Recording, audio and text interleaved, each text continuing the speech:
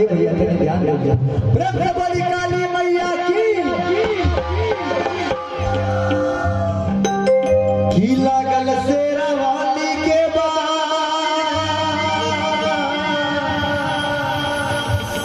अरे सच्चा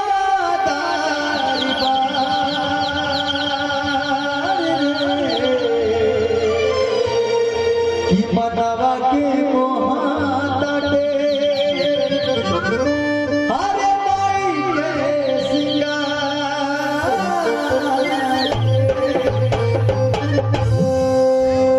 बोली दुर्गा मैया की दुर्गा माई के मंदिर में भीड़ लागल भारी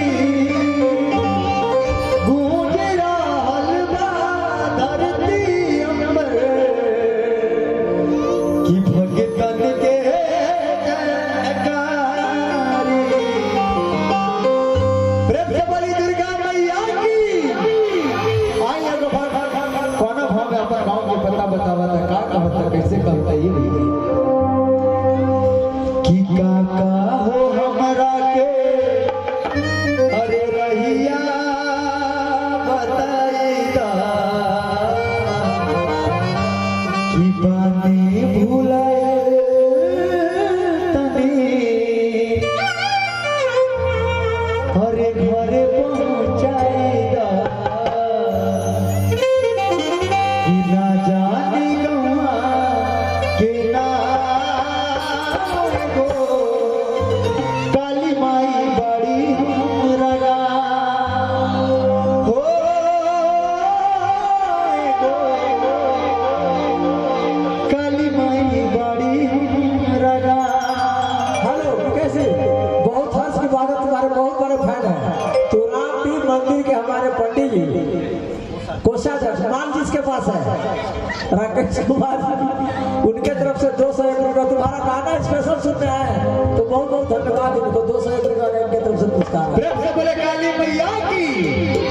तो जो लोग काली मैया से प्यार करते दोनों हाथ ऊपर उठाते। हमारे इधर वाले आप लोग तो बड़ा अच्छा जगह चुन लिया, आप लोग को सीध भी नहीं लग रहा है तो आप लोग क्यों नहीं हाथ उठा रहे हैं? बेचारे देखिए लोग सीध में बैठ के पूरा पूरा हाथ उठा रहे हैं। आप सब भी माता रानी के नाम पे दरबार में बैठे दोनों हाथ ऊपर उठा लीजिए। प्रेम से बोले काली मैया की। और ऐसे नहीं, हाथ नीचे नहीं होगा, हाथ ऊपर रहेगा और ताली ऐसे बजेगा कि ना जाने गौवा के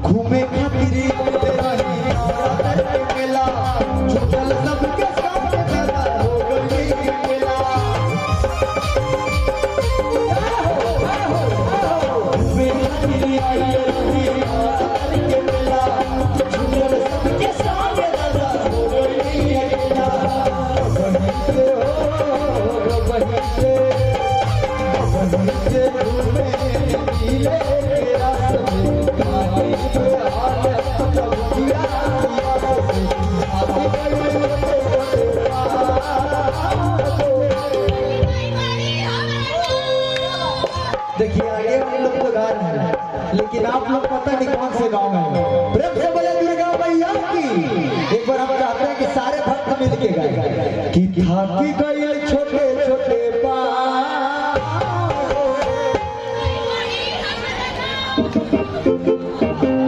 कौन भाई? सारे लोग समझ लिए ना? फिर से एक बार सारे लोग एक साथ बोलना कि थाकी गई छोटे छोटे काली माई।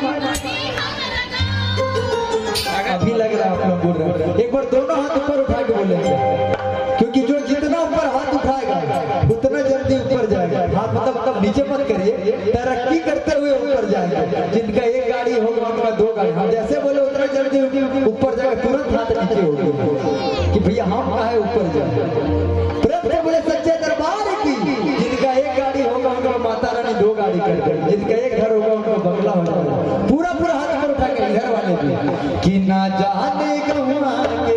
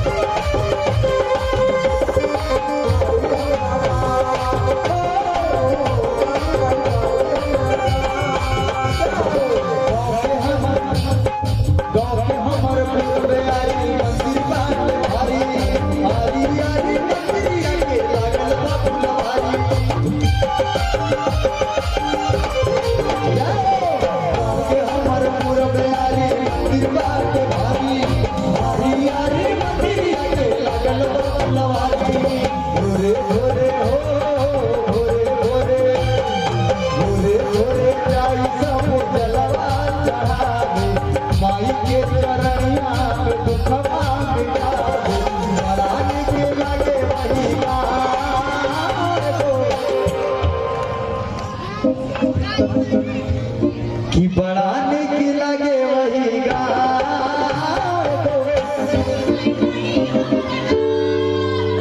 देखिए ये लोग लग रहा है कि 10 आदमी के बराबर बोल रहे हैं, और आप लोग इतना हो के भी ऐसे बोल रहे हैं जैसे लग रहा है कि ना बोलेंगे तो आपका जवान चल जाएगा। बोले सच्चे दरबार की, बोले मैया जी के प्यार की, और ताली के साथ झूठ के कि ना जाने गवा के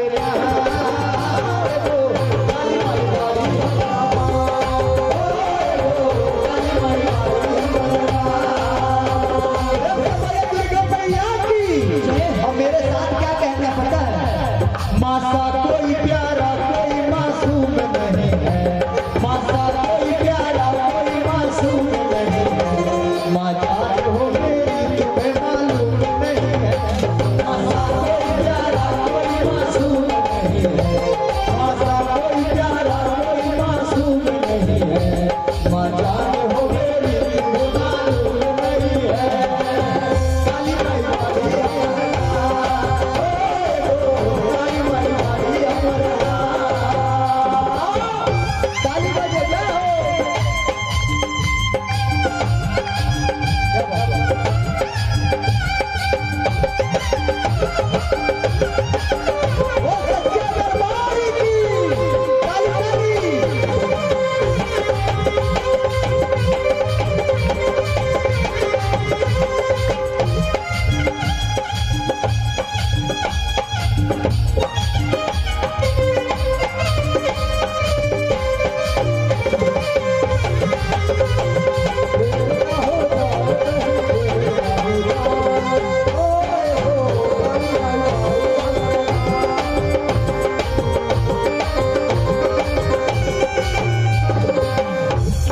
इस नवरात्र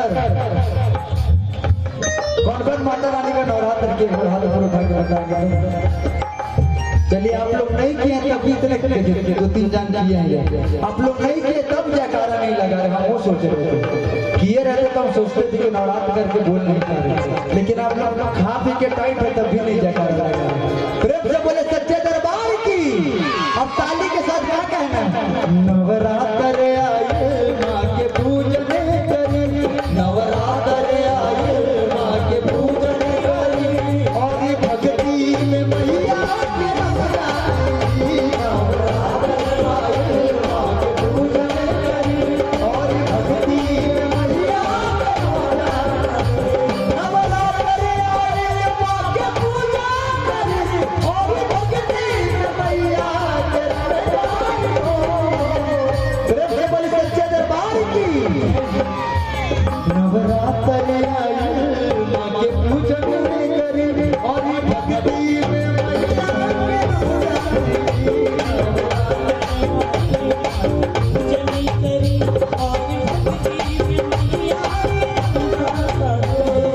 बिन माई के लागता की बात न के बुझी, बिन माई के आदर से तलोर न के बुझी, बिन माई के लागता की बात न के बुझी, बिन माई के आदर से तलोर न के बुझी। भर गाँव के हो, भर गाँव के, भर गाँव के लइकन के रूहे हई माई, हमरा के ओहि रे तू गाना पहुँचाई, बड़ा निक लगे वही